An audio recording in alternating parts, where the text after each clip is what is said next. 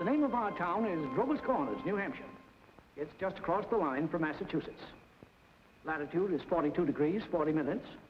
Longitude is 70 degrees, 37 minutes. Running right through the middle of the town is Main Street. Cutting across Main Street on the left is the railroad tracks. Beyond the railroad tracks is Polish Town. You know, foreign folks who come here to work in the mills, a couple of Canuck families, and the Catholic Church. You can see the steeple of the Congregational Church. The Presbyterian is just across the street. The Methodist and the Unitarian are up a block. The Baptist Church is down in the hollow, by the river. Next to the post office is the town hall. Jail's in the basement. Brian once made a speech right from those very steps. It's a nice town, you know what I mean? Nobody very wonderful ever come out of it, so far as we know. The earliest dates on the tombstones up there in the cemetery say 1670. They're Grovers and Cartwrights and Gibbses and Herseys. Same names as you find around here now. First, we'll show you a day in our town. Not as it is today in the year 1940, but as it used to be in the year 1901. All right, operator, let's start. Yes, sir, that's the way our town looked back in the year 1901. Along Main Street, there's a row of stores with hitching posts and horse blocks in front of them. The first automobile is going to come along in about 5 years. The date is June 7th, 1901. It's just before dawn. Yeah, just about. The sky is already beginning to show some streaks of light in it over there in the east, back of our mountain. The morning star gets wonderful bright the moment before it has to go. The only lights on in the town are in a cottage over in Polish Town where a mother's just giving birth to twins, and down in the depot where Shorty Hawkins is just getting ready to flag the 545 for Boston. There she is now. Of course, naturally, out in the country all around, there have been lights on for some time, what with Milton and so on. But town folks sleep late. Here comes Joe Crowell delivering the morning papers. So, another day's begun. Here comes Doc Gibbs from that baby case I was telling you about. And this is Doc Gibbs' house. His neighbor is Editor Webb. There's Mrs. Gibbs coming downstairs to get breakfast. Later on, about 1910, she's going out to visit her daughter Rebecca in Canton, Ohio. Mrs. Gibbs is going to die there. Pneumonia. But she's going to be brought back here, and she's going to be buried in the cemetery right here in our town with a whole mess of Gibbses and Percys. In our town, we like to know the facts about everybody. And there's Mrs. Webb coming downstairs to get her breakfast, too. Mrs. Webb was a Grover before she married Editor Webb. Yeah. Children, time to get up. George, Rebecca, Emily, time to get up. Wally, 7 o'clock. Oh, Missy.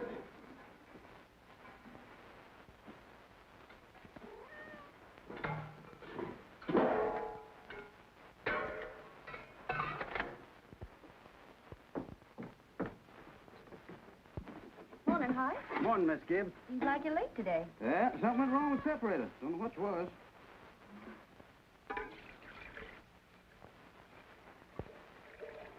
Baby. Thanks, Hi.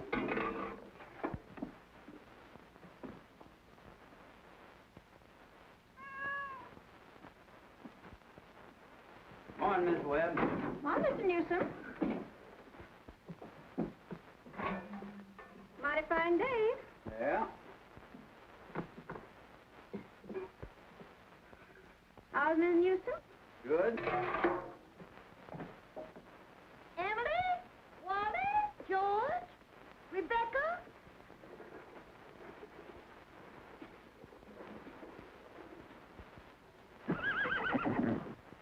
Come on, get up. Bessie, come on. What's the matter with you? Oh, they've quit taking milk. Now, come on. Morning, Howie. Come on. Morning, Doc. Bessie acting up? Oh, she's all mixed up about the route ever since the Lockhart stopped taking a quart of milk a day. She ought to leave him a quart just the same. Keeps scolding me the whole trip. Somebody sick? Twins over at Mrs. Goloslavsky's. Oh, twins, huh? This town keeps getting bigger every year. Come on. Now, come on, Bessie. Morning, Doc. Morning, Joe. Want your paper now? Yeah, I'll take it. Anybody been sick, Doc? No, twins over in Polish Town. Joe, I see your teacher, Miss Foster's going to get married. Yes, sir, to a fella over in Concord. Declare. How do you boys feel about that? Well, of course, it ain't none of my business, but I think if a person starts out to be a teacher, she ought to stay one.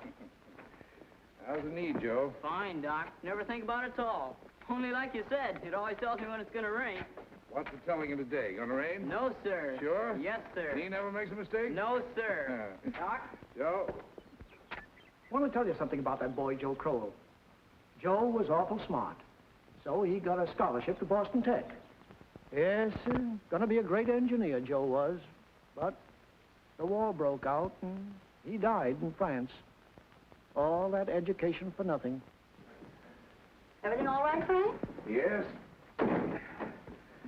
I declare easy as kittens. Children, hurry up. George, Rebecca. Satan will be ready in a moment. Sit down and drink your coffee. You can catch a couple hours sleep this morning, can't you? Miss Whitworth's coming at 11. Guess I know what's about to. Stomach ain't what it ought to be. All told, you won't get more than 3 hours sleep. Frank Gibbs, I don't know what's going to become of you. You should go away someplace and take a rest. I think it'll do you good.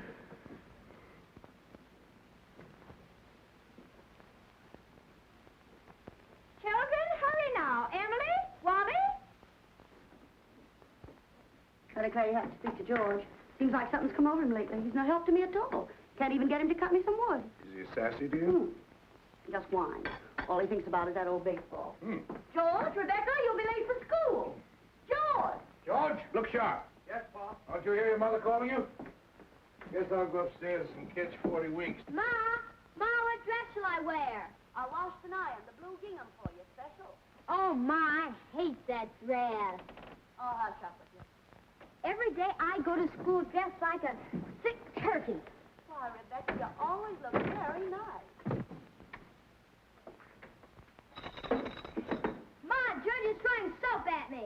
I'll come up and slap the both of you. That's what I'll do. Hurry up, children. After 7 o'clock. I don't want to call you again.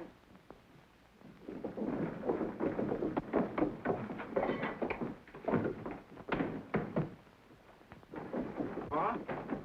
Children? Children, I won't have it. Breakfast just as good as any other meal, and I won't have you gobbling like wolves. It'll stunt your growth, that's a fact. Wally, put your book away. Oh, Ma, by 10 o'clock I gotta know all about Canada.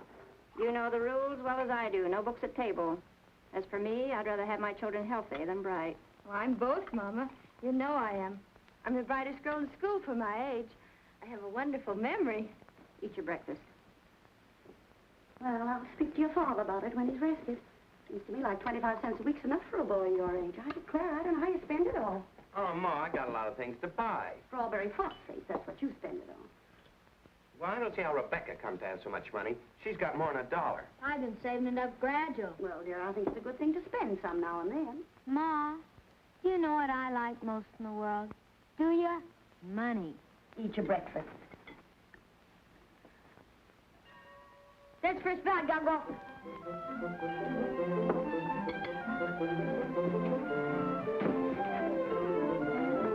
Yep, Wally.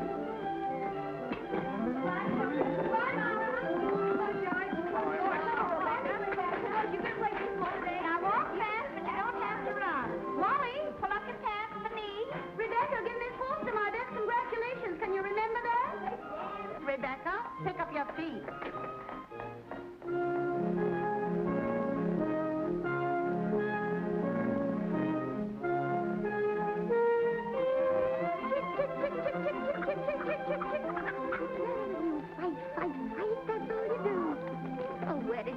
You don't belong to me. What you so scared of? Nobody's gonna hurt you. Morning, Julia. Morning, Myrtle. How's your cold? Oh, still got that tickling feeling in my throat. Told Charles I didn't know as I'd go to choir rehearsal tonight. Ever try singing over your voice? Yes, but somehow I can't do that and stay on key. Beans have been good this year. Let me help you. I'd tried to put up 44th, but it kills me. Children say they hit 'em, but I notice they managed to get 'em down all winter. Myrtle, I got to tell you something. If I don't tell somebody, I'll burst. But Julia Gibbs. One of those second-hand furniture men from Boston came to see me last Friday. First, I thought it was a patient waiting to see Dr. Gibbs, but he wormed his way right into my parlor. Little Webb, he offered me $350 for Grandmother Hershey's highboy as I'm sitting here. Well, you're going to take it, aren't you? I don't know. You don't know? $350? Well, what's come over you? Well, if I could get the doctor to take the money and go away someplace on a trip, I'd sell it like that. You know, it's always been the dream of my life to see Paris, France. Crazy, I suppose. For years, I've been promising myself if we ever had the chance. How's Doctor feel about it? Well, I did beat about the bush a little. Said if I ever got a legacy, that's the way I put it, I'd make him take me. What'd he say? You know how he is. Haven't heard a serious word of him since I've known him. No, he says, might make him discontented with Grover's Corners to go traipsing over Europe. No, let well enough alone, he says. Well, if that second-hand man's real serious about buying it, you sell it, Julia. Then you'll get to see Paris. Just drop a hint from time to time. That's how I got Mr. Webb to take me to see the Atlantic Ocean, you know. Sorry I mentioned it. But it seems to me, once in your life before you die, you ought to see a country where they don't speak in English and don't even want to. That'll do, ladies. Thank you very much. Now we'll skip a few hours.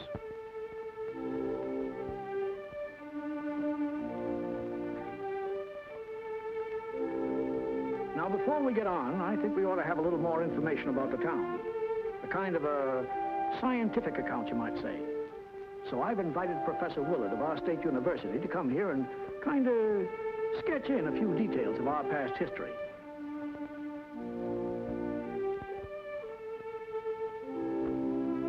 There he is now. Am I late? Right on time. May I introduce Professor Willard of our state university? Now, just a few brief words, Professor. Unfortunately, our time's limited. Yes, let me see. Grover's Corners. Grover's Corners lies on the old Pliocene granite of the Appalachian Range. I might say that's some of the oldest land in the world. We're very proud of that around here. Some highly interesting fossils have been found. I might say unique fossils. 2 miles north of town in Silas Peckham's cow pasture. These may be seen in the museum of the university at any time. Well, that is, at any reasonable time. Shall I tell them about the meteorological conditions, the mean precipitation, etc.? I'm afraid we won't have time for that, Professor. We might have a few words about the history of man here, though. Oh, anthropological data. Yes. Let's see. Early Amerindian stock, Cotahatchee tribes. No evidences before the 10th century of this era. Now entirely disappeared. Oh, possible traces in 3 families. Migration in the early 17th century of English brachiocephalic blue-eyed stock, and since then some Slav and Mediterranean. And the population, Professor? Within the town limits, 2,640. Oh, is that so? In that case, the population at the moment is 2,642. The postal districts bring in 507 more, making a total of 3,149. Mortality, birth rates, constant. By McPherson's gauge, 6.032. Thank you very much, Professor. I'm sure we're all very much obliged to you. Not at all, sir, not at all. Come on. Good day. And now the social and political report. Oh, Editor Webb? Mr. Webb? Charlie Webb's the father of Wally and Emily. Emily's the smart girl with a good memory. You know, you saw her at breakfast. All right, Editor Webb, it's your turn now. Well, I don't have to tell you that we run here by a board of selectmen. All males vote at the age of 21. Women vote indirect.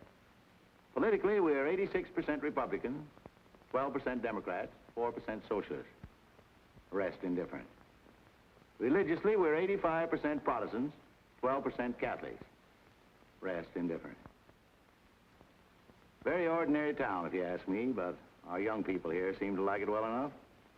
Lots of them settle down right here to live, even after they've been away to college. Now, is there anybody in the audience who'd like to ask Editor Webb any questions about our town? Is there much drinking in Grover's Corners? Well, ma'am, I wouldn't know what you'd call much. Saturday nights, the farmhands meet down at Ellery Greenaw's stable and holler some.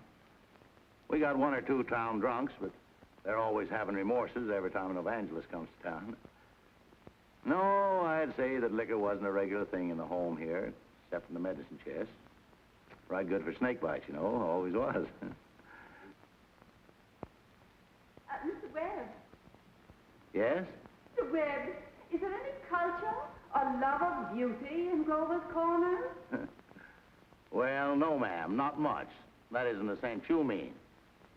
There's some girls that play the piano over at the high school commencement, but they ain't happy about it. No, there ain't much culture. Robinson Crusoe and the Bible and Handel's Largo, we all know that, and Whistler's mother. That's about as far as we go. Thank you very much, Mr. Webb. Is there no one in town aware? No, I'm sorry, but we haven't time for any more questions. We must be getting on with the picture. It's getting on in the afternoon. All 2,642 have had their dinners. All the dishes have been washed. There's an early afternoon calm about the town. Charlie Webb's going home to mow his lawn. 1 man in 10 thinks it's a privilege to push his own lawnmower. The afternoon session of school is over. Doc Gibbs is in his office tapping people and making them say, ah, ah.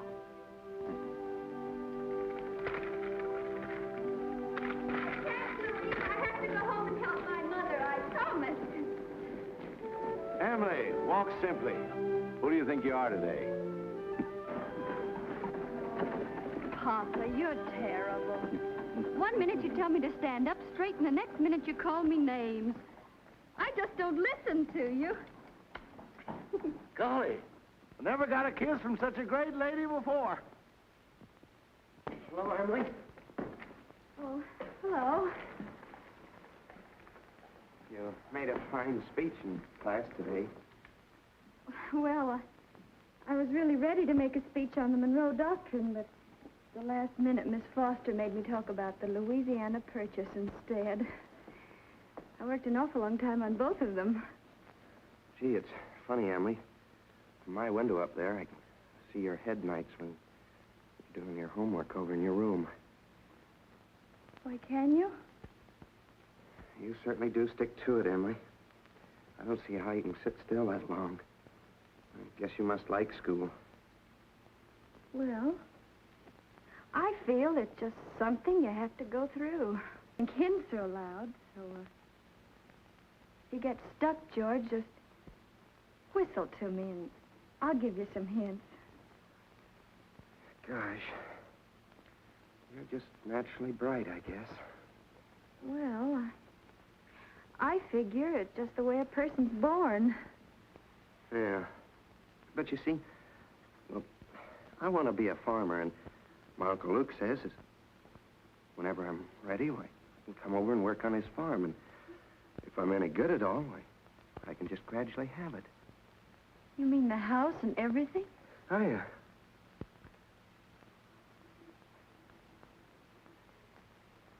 Well, I guess I better be getting off the baseball field. Thanks for the talk, Emily.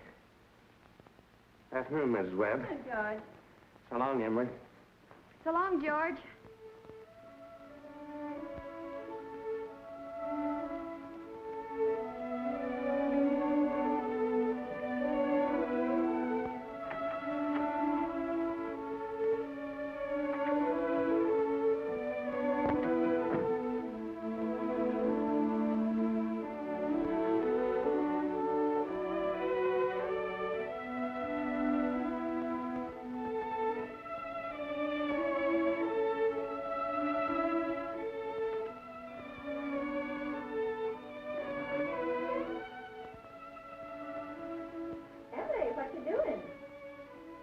Nothing, Mama. If you're doing nothing, you can come in here and help me with this yarn.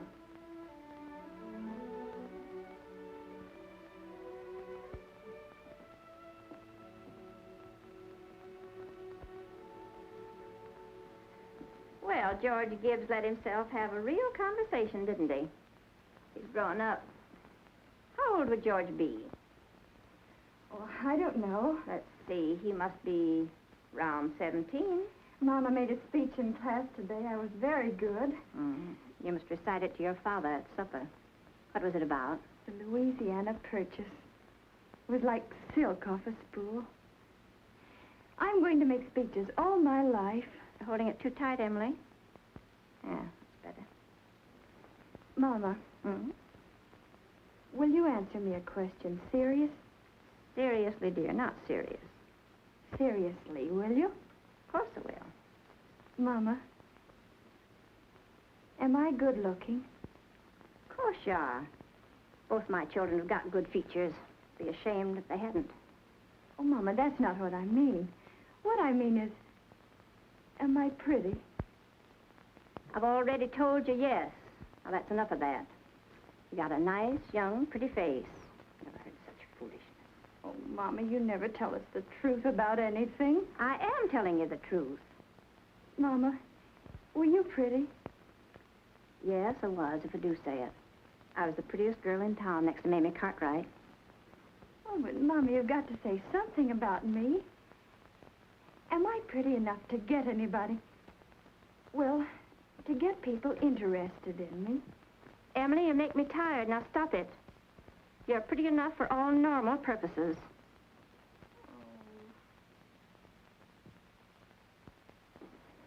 It's evening. You can hear the choir practicing in the Congregational Church. The children are all home doing their schoolwork. The day is running down like a tired clock.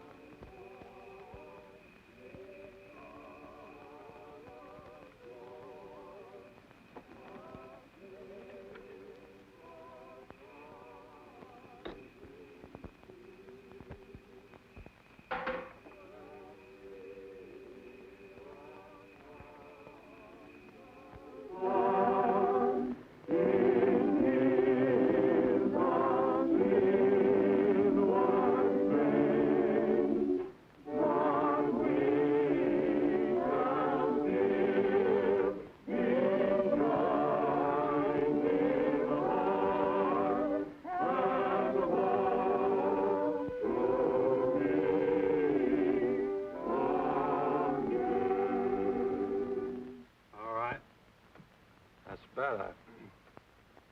It ain't no miracle. Now do it again. And remember, ladies, music come into the world to give pleasure. Now try it again.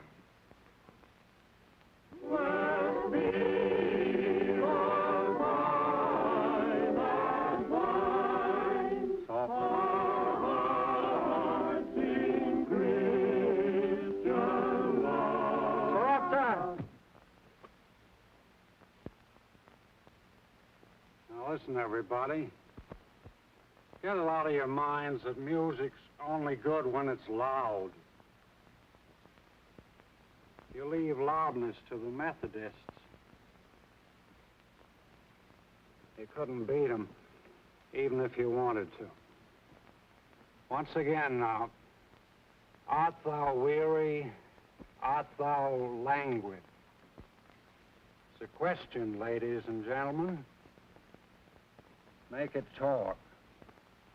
Oh, and remember, on Sunday, take the second verse real soft. Sort of die out at the end. Ready?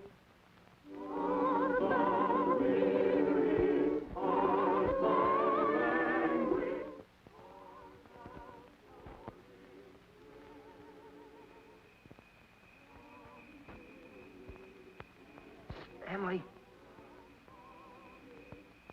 Oh, hello. Hello. I can't work at all. The moonlight's so terrible.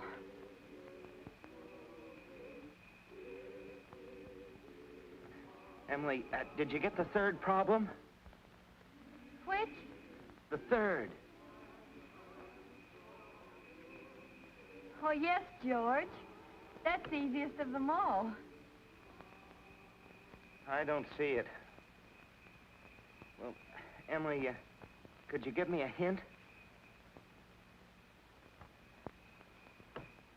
Well, I'll tell you one thing. The answer's in yards. In yards? What do you mean? Square yards. Oh, square yards. Well, yes, George, don't you see? Yeah. Square yards of wallpaper. Oh, I see. Square yards of wallpaper. Thanks a lot, Emily. You're welcome. My. Isn't the moonlight terrible?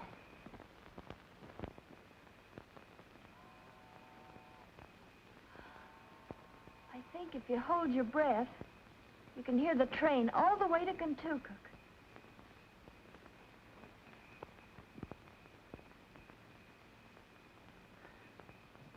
Hear it?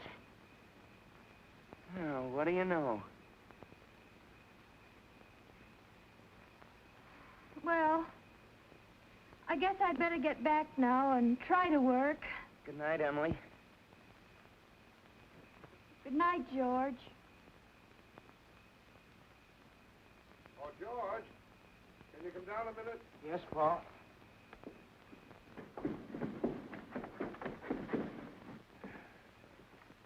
Make yourself comfortable, George.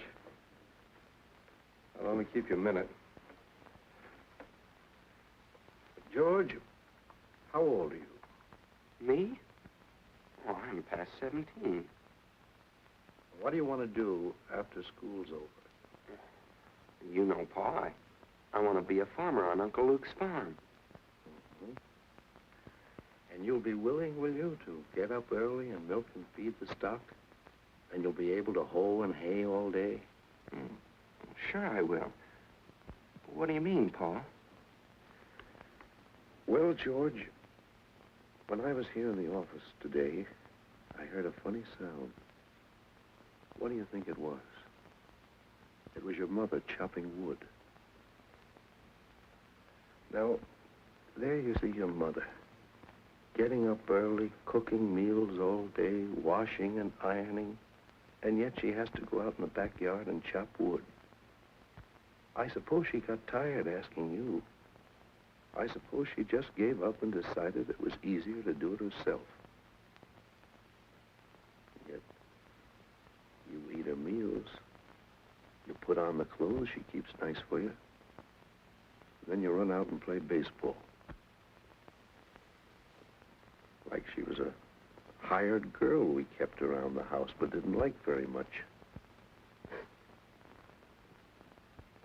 I knew all I had to do was call it to your attention. Here's a handkerchief, son.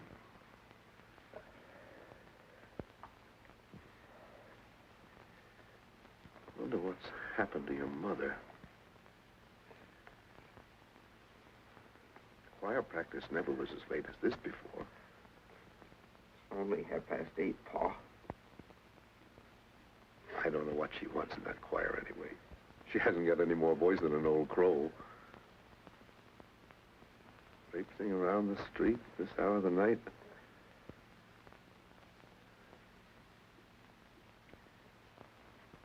Just about time you retired, don't you think, George? Yes, Pa.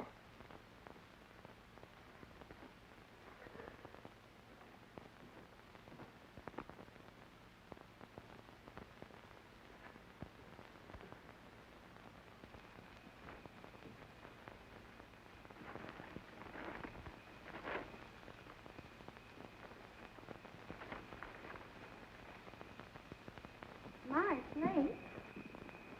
Real nice choir practice, wasn't it? Myrtle Webb, look at that moon.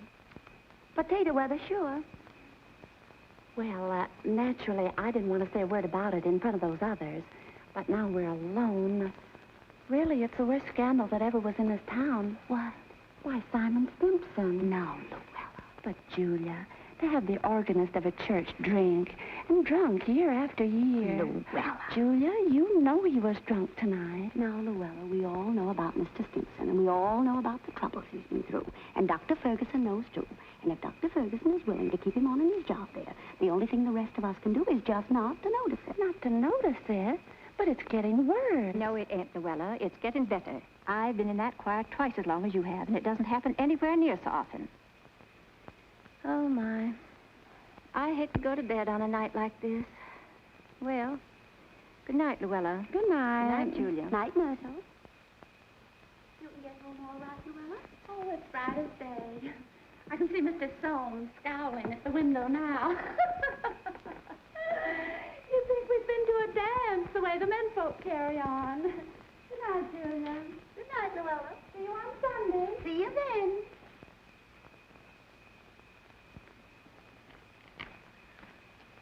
Well, we had a real good time. You're late enough. Frank ain't any later than usual. You stopping to gossip with a lot of hens. Now, don't be grouchy. Smell my heliotrope. What'd you do all the time I was away? Oh, I read as usual. Well, what did the girls gossip about tonight? Believe me, Frank, there's something to gossip about. Simon Stimson? Far gone, was he? Oh, worst I've ever seen. Frank, how's all that going to end? Dr. Ferguson can't forgive him forever. I guess I know Simon as well as anybody in this town. Some people just ain't made for small-town life. I don't know how that'll end. But there's nothing we can do but leave it alone. Get in. Oh, no, not yet. Frank, I'm worried about you. What are you worried about? Well, I think it's my duty to plan for you to get a real rest and change. And if I get that legacy, I'm going to insist upon it. No, Julie, no. There's no sense in going all over that again. Come on. It's getting late. First thing you know, you'll catch a cold. I gave George a piece of my mind tonight. I reckon you'll get your wood chop. For a little while, anyway. You know, Frank, Mrs. Fairchild always locks the front door every night. All the people up in that part of town do. They're all getting too cityfied. That's the trouble with them. They haven't got a thing fit to burgle, and everybody knows it. Good evening, Constable. Evening, Mr. Webb. Quite a moon. Yeah. All quiet tonight? Simon Stimson is rolling around a little. I just saw his wife moving out to hunt for him. So I looked the other way. There he is now.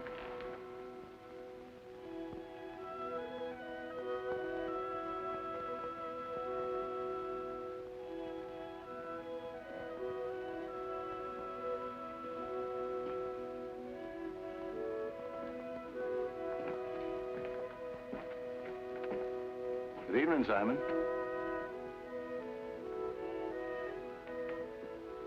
Good evening.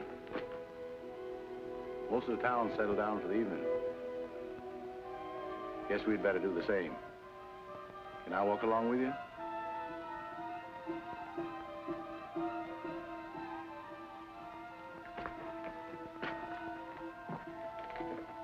Good night.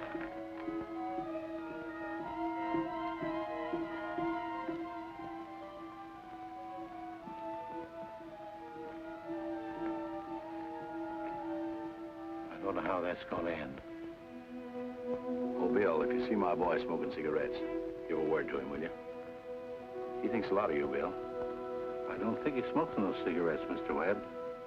Leastways, not more than 2 or 3 a year. Well, I hope not. Good night, Bill. Good night, Mr. Webb.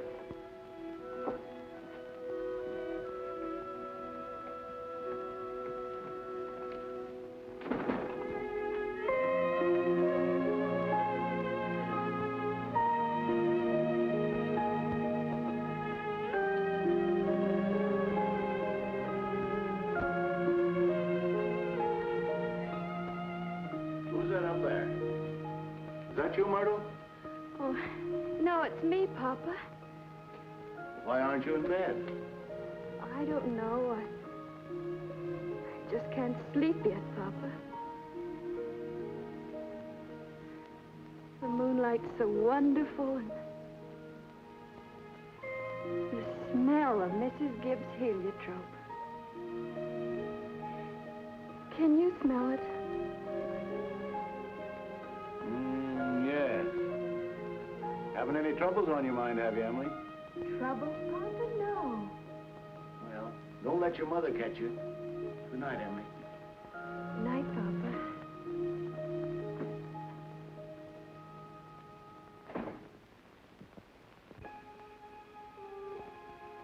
I never told you about that letter Jane Crowfoot got from her minister when she was sick. He wrote Jane a letter, and on the envelope, the address was like this. It said, Jane Crowfoot, the Crowfoot Farm, Grover's Corners, Sutton County, New Hampshire, the United States of America. What's funny about that? But listen, it's not finished. The United States of America, continent of North America, Western Hemisphere, the Earth, the solar system, the universe, the mind of God. That's what it said on the envelope. What do you know? Yep, and the postman brought it just the same. What do you know?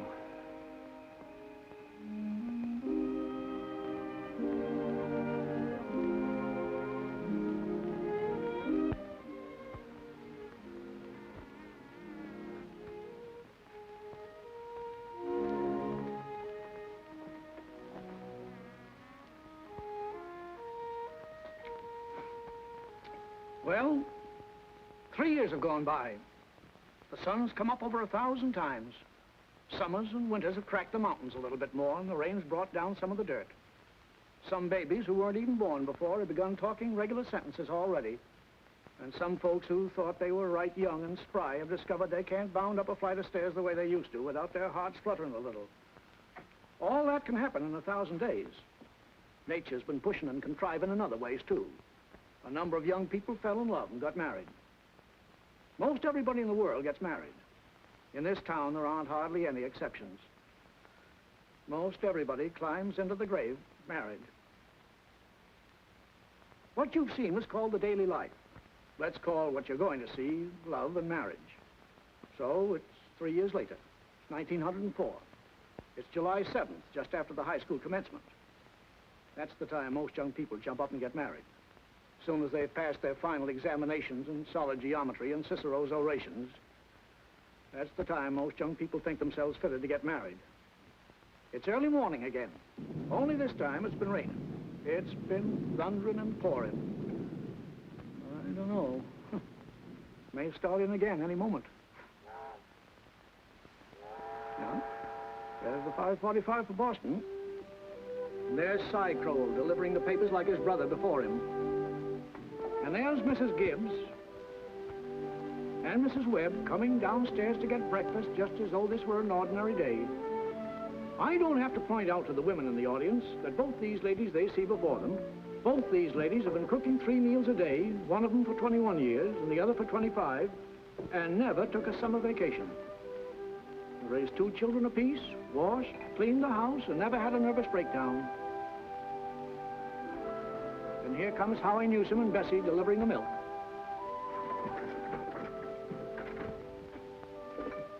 Morning, Howie. Morning, Si. Anything in the paper I ought to know? Nothing much, except for losing about the best baseball pitcher Grover's Corners ever had. George Gibbs, huh? I don't see how I'd give up a thing like that just to get married. Would you have, Howie? Can't say. Never had no talent that way. But in '95, we had a player, Si, that even George Gibbs couldn't have touched. Name of Hank Todd. But he went down to Maine to become a parson. Wonderful ball player. Fine. Howie?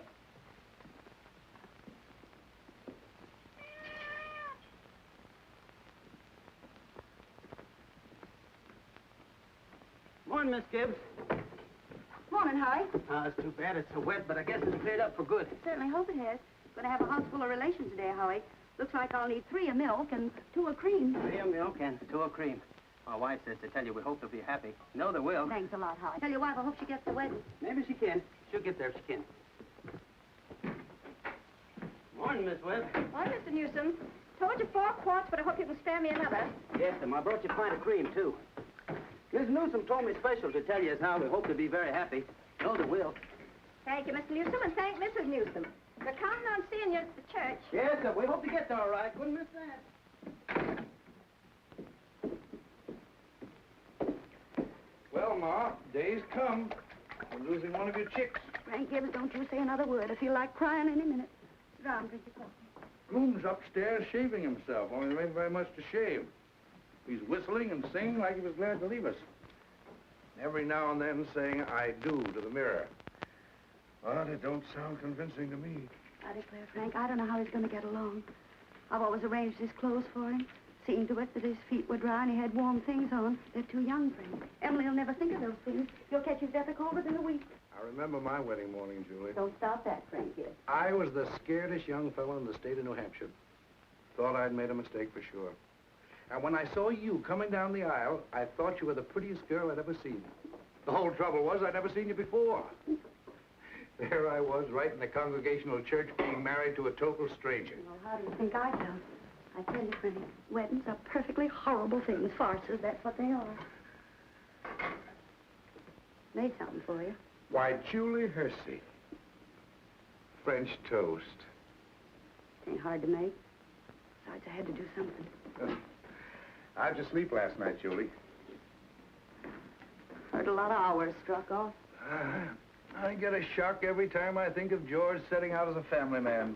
That great, gangling thing. I tell you, Julie, there's nothing in the world so terrifying as a son. The relation between a father and a son is the dangest, awkwardest... Well, mother and daughter's no picnic, I can tell you. I do. I do. They'll have a lot of trouble, I suppose, but that's none of our business. Everybody's got a right to their own trouble. You know one thing that scared me when I married you? Go along with you. I was afraid we didn't have material for conversation more than it'd last a few weeks.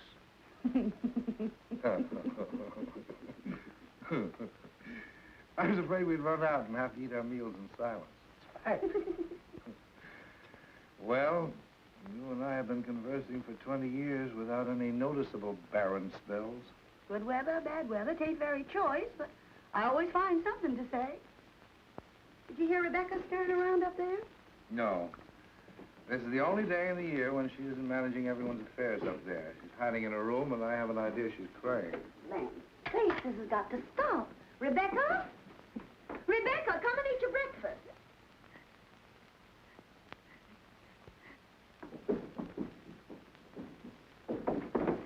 Good morning. Now, George, put your rubbers on. It's been raining torrent. You don't step out of this house unless you're prepared for it. Oh, Ma, it's just a step. You'll catch your death of cold and cough all through service. Ah, George, do as your mother tells you. From tomorrow on, you can kill yourself in all weathers, but when you're in my house, you'll live wisely, thank you. Maybe Mrs. Webb ain't used to call us at 7 o'clock in the morning. Here, have a cup of coffee first. be back in a minute. Good morning, Mother George. Webb. Goodness, you frightened me. George, I hate to say it, but you understand I can't ask you in. Why not? You know as well as I do a groom can't see his bride on his wedding day. Not till he sees her in church first. Oh, that's just a superstition. Good morning, Mr. Webb. Morning, George. You don't believe in that superstition, do you? There's a lot of common sense in superstitions, George. Millions have followed it, and don't you be the first to fly in the face of custom. How's Emily? She hasn't waked up yet. Haven't heard a sound out of her. Emily's asleep. Well, no wonder we were up till all hours, sewing and packing. Tell you what I'll do, George. You sit down here with Mr. Webb for a minute, drink that cup of coffee. And I'll run up and see that she doesn't come down and surprise you. There's some bacon there. I don't be too long about it.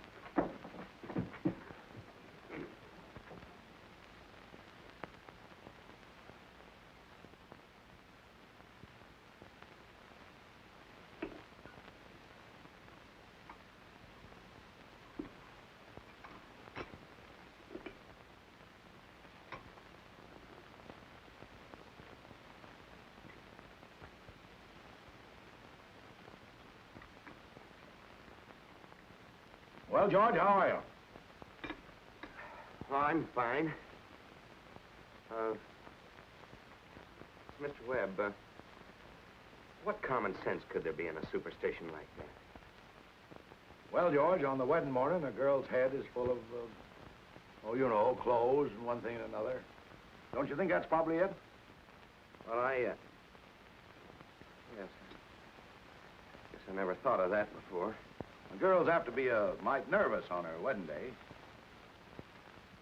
Gee, I wish a person could get married without all that marching up and down. Every man that's ever lived has felt that way, George. But it hasn't been any use. It's the women folks who've built up weddings, my boy. Man looks mighty small at a wedding, George. All those good women standing shoulder to shoulder, making sure that the knot's tied in a mighty public way. Well, you believe in it, don't you, Mr. Webb? Oh, yes. Oh, yes. Now, don't misunderstand me, George. Marriage is a wonderful thing. A wonderful thing. Don't you forget that, George. No, sir.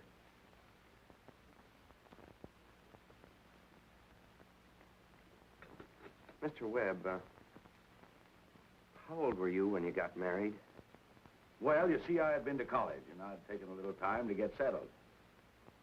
But Mrs. Webb wasn't much older than what Emily is. Oh, age hasn't much to do with it, my boy. That is, compared with other things. What were you going to say, Mr. Webb? Well, I don't know. Was I going to say something? George? I was remembering the other night the advice my father gave to me when I got married.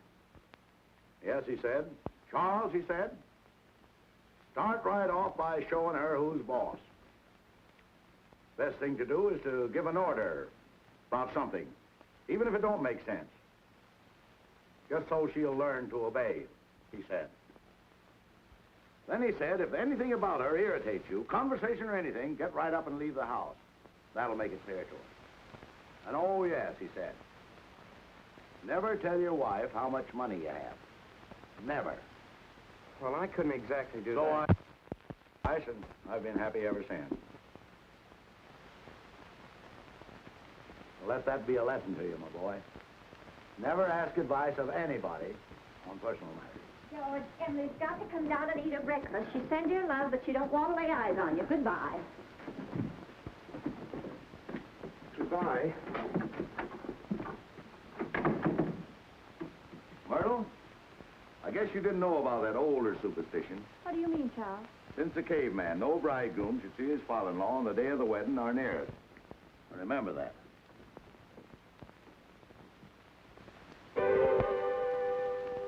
Now, before we get on with the wedding, I think we should see how it all began, this plan to spend a lifetime together. I'm awfully interested in how such big things begin.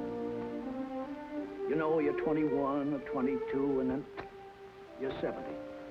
You've been a lawyer for 50 years, and the white-haired lady beside you has eaten 50,000 meals with you. How do such things begin? Now, George and Emily are going to show you the conversation they had when they first knew, as the saying goes, they were meant for one another. Now, it all happened last year on the way home from school. George had just been elected president of the senior class, and Emily had just been elected secretary and treasurer. Now, you all know how important that is. Emily, can I carry your books home for you? Well, thank you. It isn't far. Bob, if I'm late, start practicing. Give Herb some long high ones. All right. Awfully glad you were elected, too, Emily. Thank you. Emily, why are you mad at me? Well, I'm not mad at you. You've been treating me so funny lately. Well, since you asked me, I might as well say it right out, George. Goodbye, Miss Corcoran. Emily? Bye, Miss Cochran. George? What is it? I don't like the whole change that's come over you this last year. I'm sorry if that hurt your feelings, but I just got to tell the truth and shame the devil. A change? What do you mean? Well, up to a year ago, I used to like you a lot. I used to watch you while you did everything. Because we'd been friends for so long. And then you started spending all your time at baseball, and you never stopped to speak to anybody anymore. Not to really speak. Not even to your own family you didn't. And George, it's a fact. Since you've been captain, you got awful stuck up and conceited, and all the girls say so. Hurts me to hear them say it, but I have to agree with them a little because it's true. Oh, gosh, Emily. I never thought that such a thing was happening to me. I guess it's hard for a fellow not to have some faults creep into his character. Always expect a man to be perfect, and I think he should be. Well, I don't think it's possible to be perfect, Emily. Well, my father is. And as far as I can see, your father is. And there's no reason on earth why you shouldn't be, too. I feel that it's just the other way around. That, well, men aren't naturally good, but girls are. Well, you might as well know right now that I'm not perfect. It isn't as easy for a girl to be perfect as a man because, well, we girls are more nervous. Oh, now, I'm sorry I said that about you. I don't know what made me say it. Emily... Now I can see it isn't the truth at all. Suddenly I feel it isn't important anyway.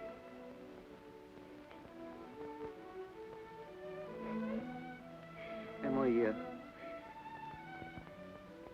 would you like a ice cream soda or something before you go home?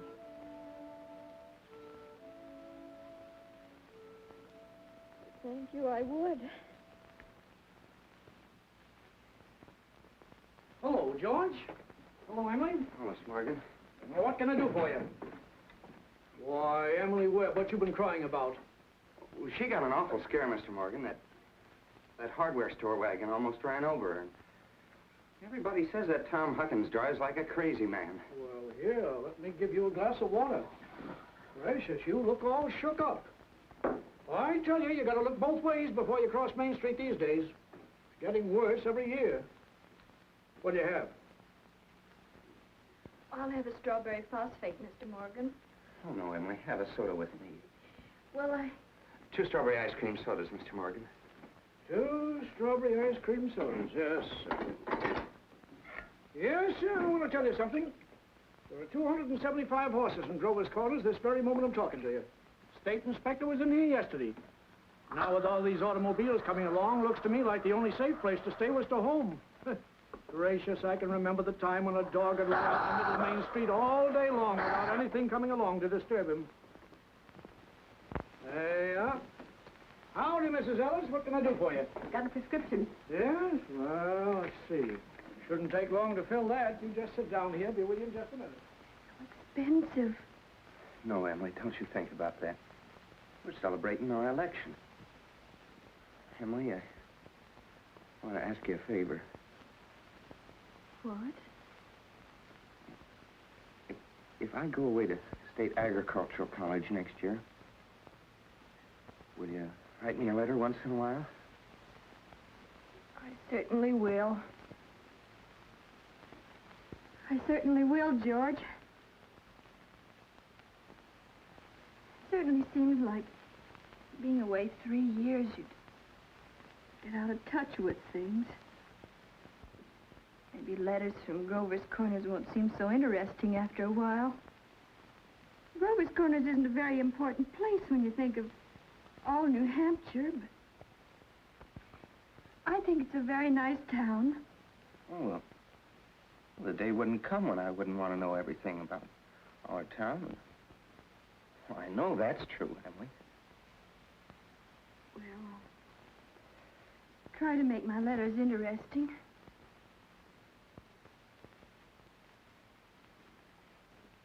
You know, Emily, whenever I meet a farmer, I asked him if he thinks it's important to go to agricultural school to be a good farmer. Why, George. Yeah, and some of them even say it's a waste of time. And well, you can get all that stuff anyway in the pamphlets the government puts out. Well, Uncle Luke's getting pretty old, and he's about ready for me to start taking over his farm. Tomorrow, if I could. Oh, but George, maybe it's important for you to go and learn all that about cattle judging and soils and those things. Of course, I don't know. Emily, I'm going to make up my mind right now. I won't go. I'll tell Pa about it tonight. But, George, you don't have to decide right now. It's a whole year away. Emily, I'm glad you spoke to me about that fault in my character.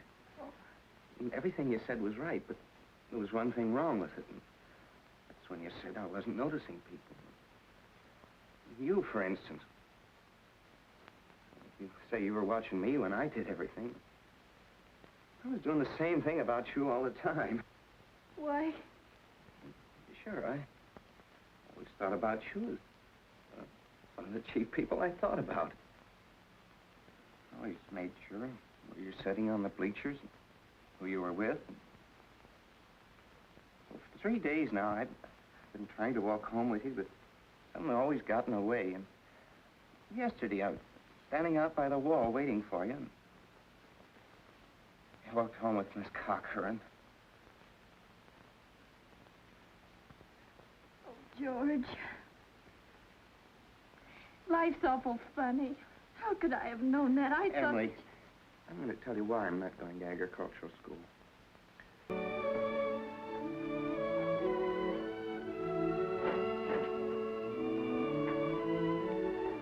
If you'll wait a minute, I'll walk you home.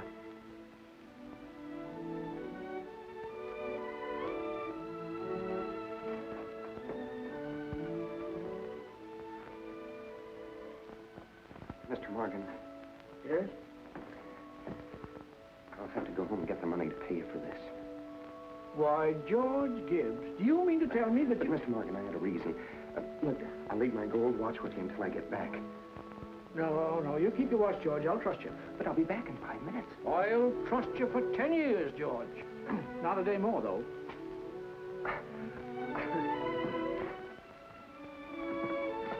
Feeling all right now, Emily? Oh, yes, thank you, Mr. Morgan. It's nothing. I'm ready.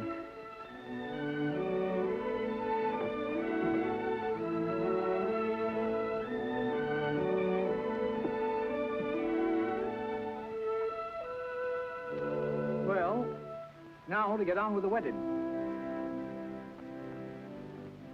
There's a lot of things to be said about a wedding. We can't get them all into one wedding, naturally.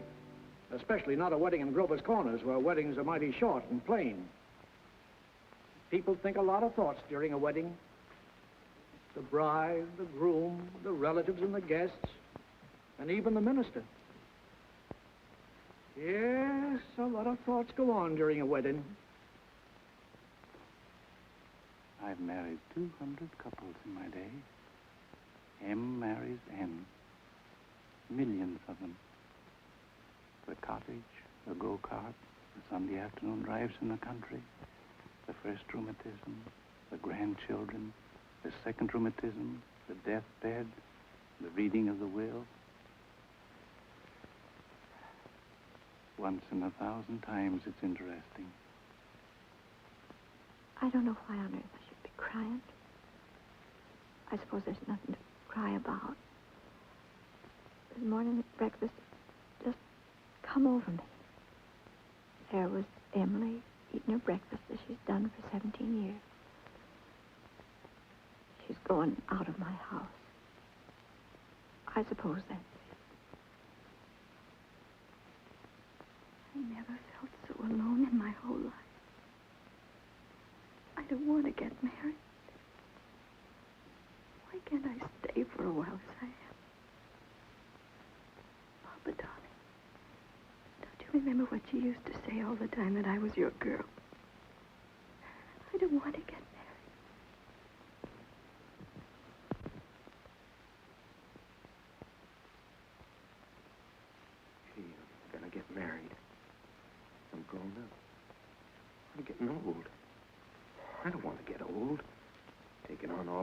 responsibilities. Why is everybody pushing me so? All I want to do is be a fella. And I'm going to get married.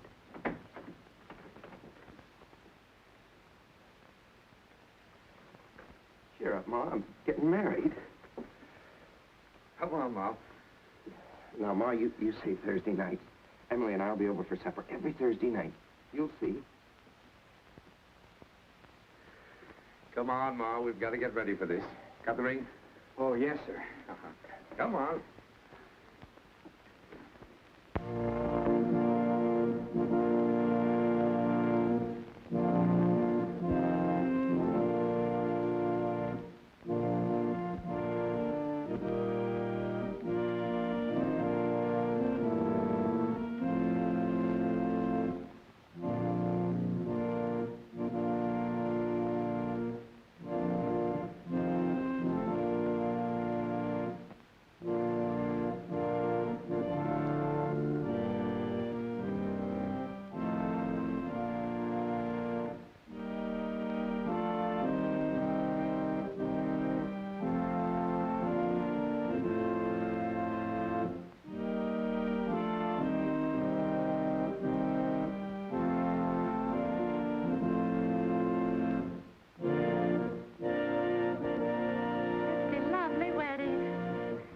Wedding I ever saw. Oh, I do love a good wedding, don't you?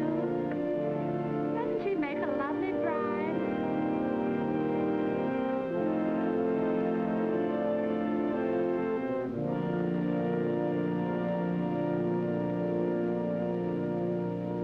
Dearly beloved, we are gathered together here in the sight of God and in the face of this company to join together this man and this woman in holy matrimony. Don't know when I've seen such a lovely wedding. Be entered into I always cry. I don't know why it is, but I always cry. And in the fear of God. I just like to see young people Into happy. this holy estate, these two persons They're such a lovely come now to couple. be joined. I've never been to such a Require in nice charge you wedding. both, in sickness I'm and in sure. health, to love and to cherish till death you do part, according to God's holy ordinance, and thereto plight her your troth. I do.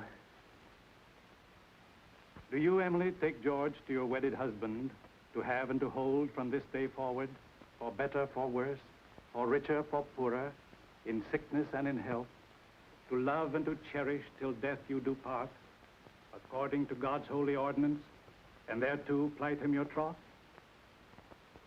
I do. What token dost thou give of thy sincerity? With this ring, With this ring, I thee wed. I thee wed. For as much as George and Emily have consented together in holy wedlock, and have witnessed the same before God and this company, and have declared the same by giving and receiving a ring, I pronounce that they are husband and wife. Amen.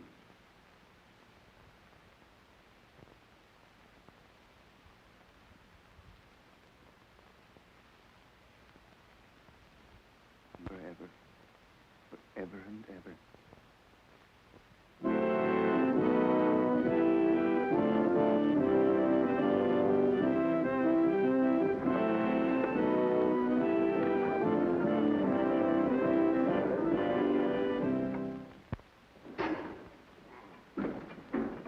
Pay you first of the month, like usual.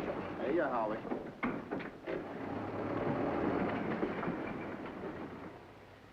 Man his age shouldn't be driving one of those things. Not when he's got a lot of young fellas to do it for him. Well, Howie likes to deliver the milk himself. Says he gets the feel of the town that way.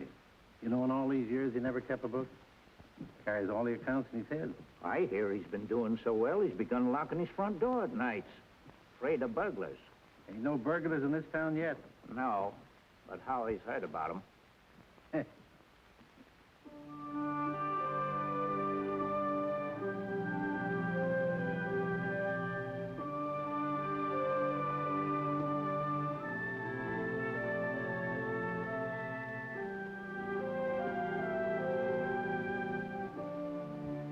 This time, 9 years have gone by, friends. It's the summer of 1913. Gradual changes in Grover's Corners. Horses are getting rarer. Farmers are coming into town now in Fords. Still, you'd be surprised, though, on the whole. Things don't change much around here. This is an important part of Grover's Corners up here in this hilltop. Lots of sky, lots of clouds, often lots of sun and moon and stars. Certainly a beautiful spot up here. I often wonder why people want to be buried in Woodlawn or Brooklyn when they might pass the same time up here in New Hampshire. Over here are the old stones, 1660, 1670.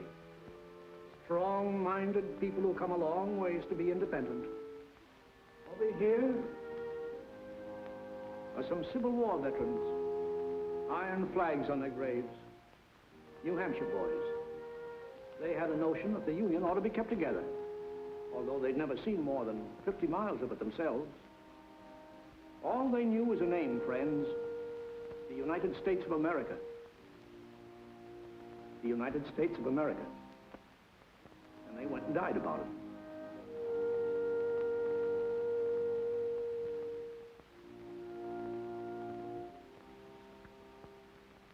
This is the new part of the cemetery.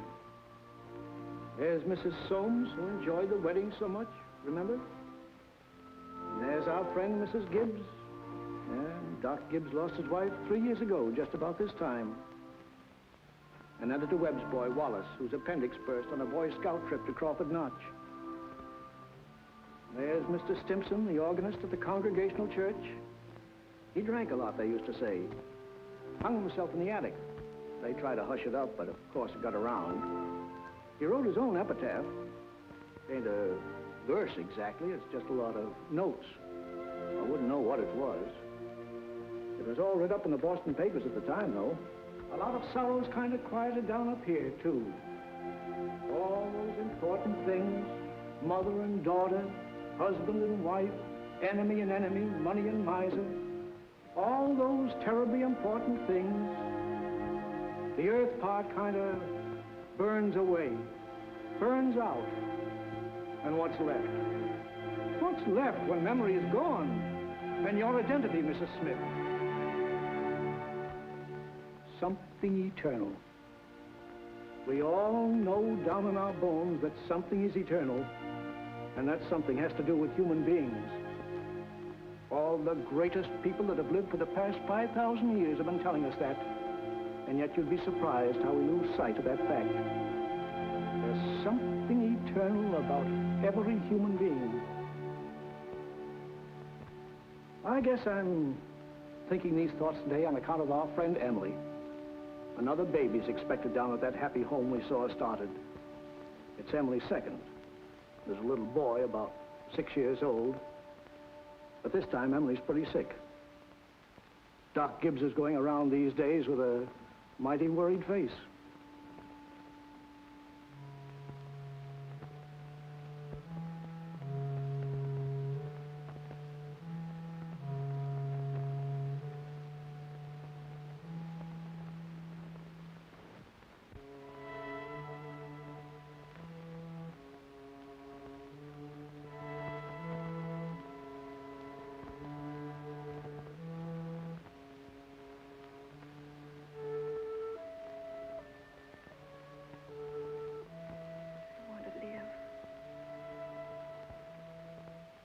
I want to live.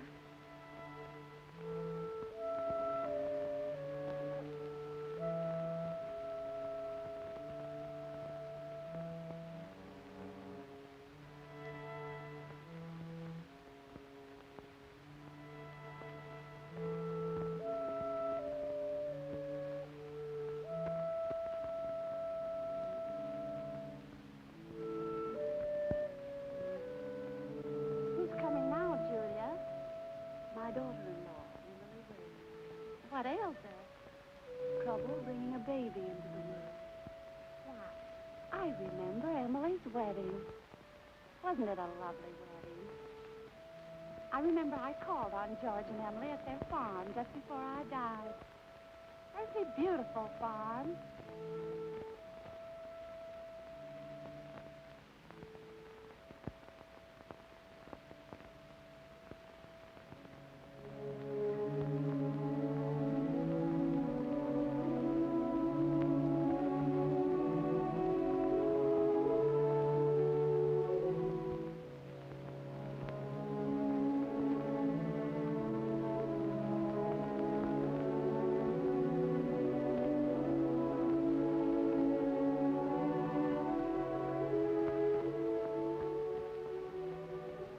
friends, as we gather here in the last tribute of memory to our loved one, Hello, Mother Gibbs. let us remember the words of Hello, the Master. Emily. Hello, I Emily. am the resurrection and the Hello, Mrs. Soames. Hello, sis. Hello, Roy. eternal in the heavens.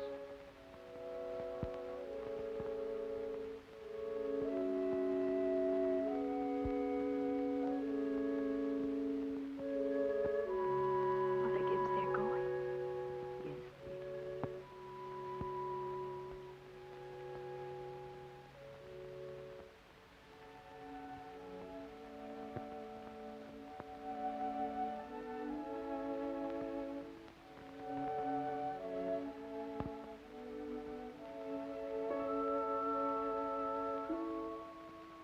Father Gibbs is bringing some of my flowers to you, Mother Gibbs.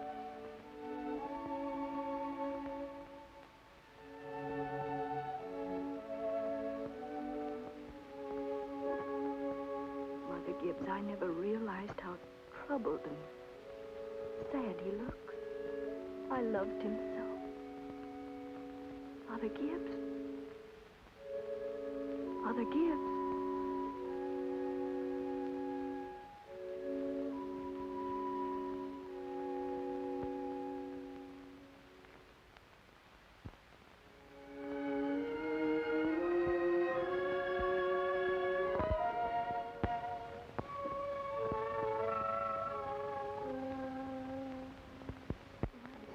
Tired, Mother Gibbs. Mother Gibbs, when does this feeling go away? Seems strange here. How long does it... Just wait. Be patient. How do you do, Mr. Stimson? How do you do, Emily? Mother Gibbs, George and I have made that farm into just the best place you ever saw. We thought of you all the time. We wanted to show you the new barn and a great long cement drinking fountain for the stock. We bought that out of the money you left us. I did. Mother Gibbs, don't you remember? The legacy you left us. Why, it was more than $350. Oh, yes. Yes. It won't be the same to George without me. But it's a lovely farm.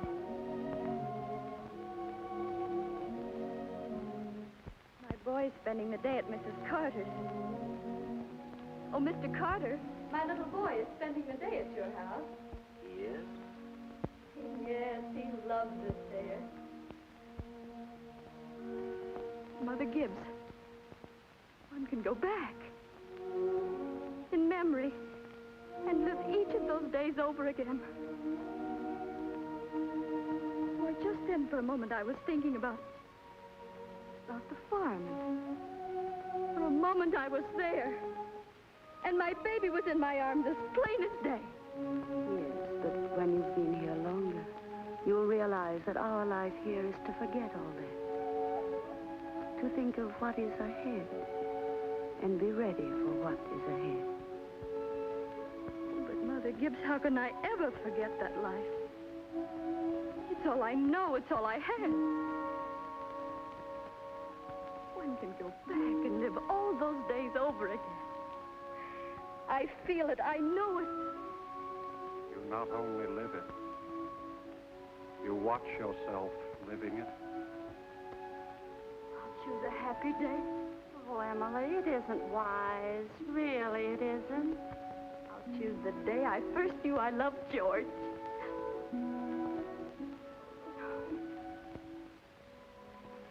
Why should that be painful?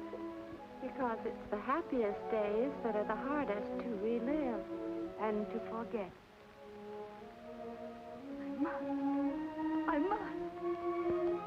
Then choose an unimportant day. Choose the least important day in your life. It will be important enough.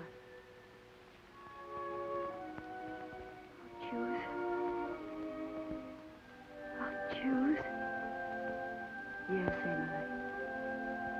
think hard. Remember.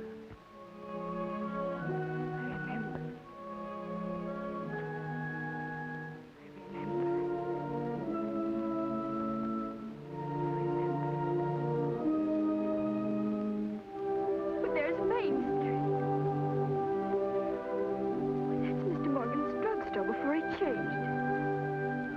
And there's the livery stable. That's the town I knew as a little girl. And look, there's the old white fence that used to be around our house. Oh, I'd forgotten that. I love it so.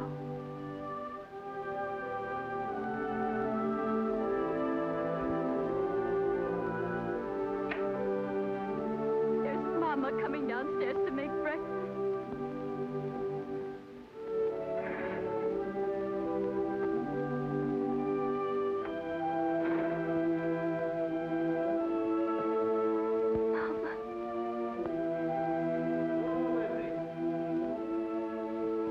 Look, there's Howie Newsom. Well, there's Joe Crowell. Morning, Howie. Morning, Joe. Children, Emily, Wally, time to get up. Morning, Miss Webb. On Miss Newsom. Here it's cold. Yes, sir. 10 below by my barn, Miss Webb. Keep yourself wrapped up, Mr. Newsom. Yes, sir. Oh, tell Emily many happy returns of the day. Now I know. It's my 16th birthday. Mama, I can't find my blue hair ribbon anywhere. Just open your eyes, dear, that's all. I laid it out special for you on the dresser there. If it were a snake, it'd bite you. How young Mama looks. I didn't know Mama was ever that young. Morning, Howie. Morning, Mr. Webb. There's Pop. You're up early. Yeah, I've been back from old college, New York State, to make a speech. Any news here? Constable was called up this morning to rescue a Polish fella. Darn near froze to death he was. Let's put that in the paper. Morning, Mother. Well, there you are back at last. Time to go, Charles. Oh, fine, I guess. I told him a few things. Everything all right here? Yes, can't think of anything that happened special. Been mighty cold. Howie Newsom says 10 below down to his barn. Yes, well, it's colder than that at Hamilton College. Students' ears are falling off. They ain't Christian. Paper have any mistakes in it? Not that I noticed. Well, you can have your coffee when you want it, Charles. Don't forget it's Emily's birthday. Did you remember to get her anything? Got it right here. Where's my girl? Where's my birthday girl? Don't interrupt her now, Charles. You can see her at breakfast. She's slow enough as it is. I can't bear it. Why did they ever have to get old? Mama, I'm here. I'm grown up. Oh, I love you all. Everything. I can't look at everything hard enough. Hurry up, children. 7 o'clock. I don't want to call you again.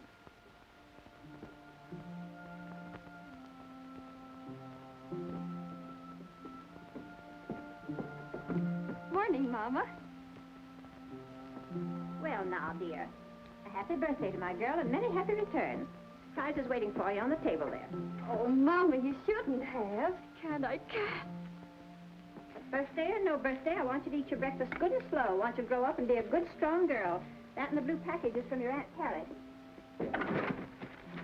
Good morning. Good morning, George. Brought this over for your birthday, Emily. Many happy returns of the day. Thank you.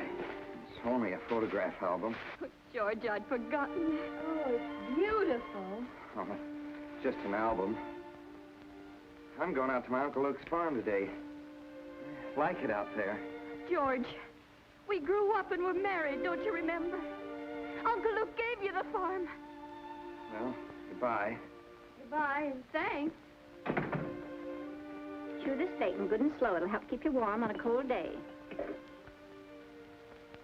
Mama, just look at me for 1 minute as though you really saw me. Mama, 12 years have gone by. I'm dead. I married George Gibbs, Mama. Wally's dead, too, Mama. His appendix burst on a cabbing trip to Crawford Notch. We felt just terrible about it, don't you remember? Just for a moment now, we're all together. Mama, let's be happy just for a moment. Let's look at one another. That in the yellow package is something I found in the attic among your grandmother's things. You're old enough to wear it now, and I thought maybe you'd like it. Oh, and this is from you. It's lovely. It's just what I wanted. It's beautiful. I hoped you'd like it. Wally has a present for you, too. He made it an annual training class. Be sure and make a fuss over it. Your father's got a surprise for you, too. Don't know what it is myself. There he comes. Where's my girl? Where's my birthday girl? I can't go.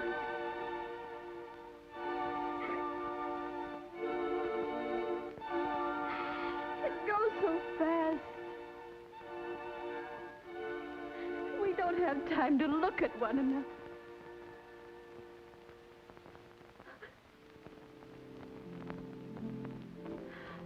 Oh, I didn't realize.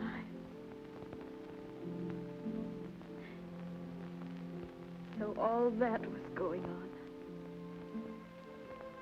And we never noticed.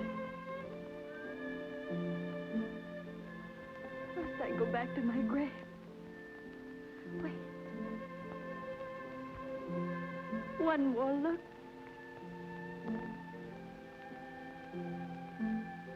Goodbye. Goodbye, world. Goodbye, Grover's Corner. Mama, Papa. Goodbye to clocks ticking.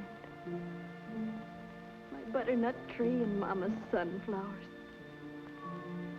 Food and coffee. New iron dresses and hot baths. And sleeping and waking up. Oh, Earth, you're too wonderful for anybody to realize. Do any human beings ever realize life while they live it? Every minute. Oh, I want to live, I want to live, I want to live. Of course you do, Emily. Of course.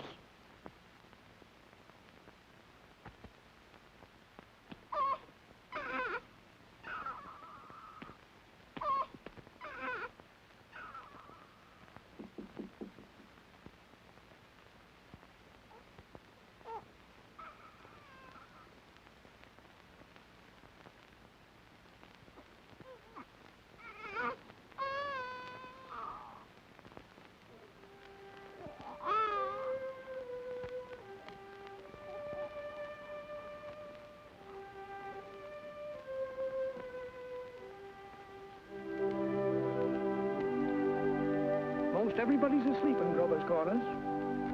Oh, there are a few lights on. Down at the depot, Shorty Hawkins has just watched the Albany train go by, and of course out in George and Emily's farm. They're still up. Talking over the new baby, I suppose.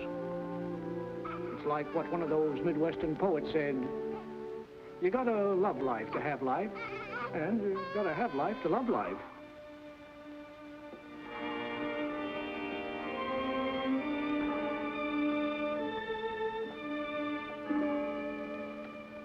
"11 o'clock in Grover's Corners. Tomorrow's another day. Everybody's resting in Grover's Corners. You get a good rest, too.